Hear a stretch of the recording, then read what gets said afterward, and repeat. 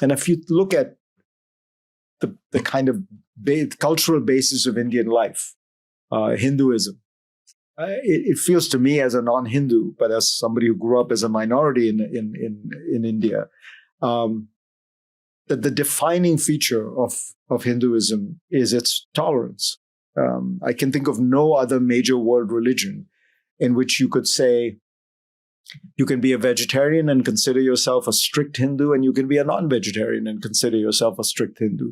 You can worship one God or 300 and consider that to be the absolute requirement of your religion.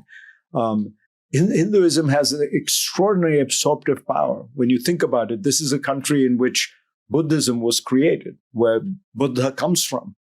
And yet, it's the one country where basically there are no Buddhists, because Hinduism just absorbed it. And said, oh, wait, you want to believe in nonviolence? We believe in that too. You want to believe in not killing animals? We believe in that too. You can go, you can do it wherever, it can incorporate almost any element of it because it is defined almost by its tolerance and pluralism. And for a religion like that, which is really more a philosophy of life, to take on an exclusionary, intolerant,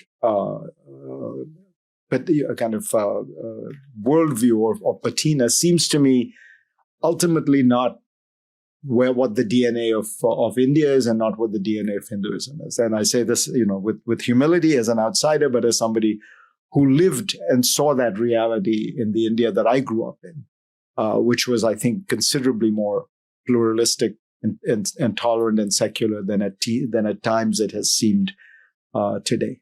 And again, I want to emphasize, I'm not one of these people who believes there was ever a golden age anywhere. The Bombay I grew up in had religious riots, very, very bad religious riots. People, coming to my door. But it also had enormous cultural tolerance, pluralism, and synergy. And when I came to America, I remember telling people that to me, the big difference seemed that the America I was in, people tolerated each other's religions. In India, the India I grew up in, people celebrated each other's religions. We would go and celebrate Diwali and Holi. Our friends would come and celebrate Eid. Everyone celebrated Christmas.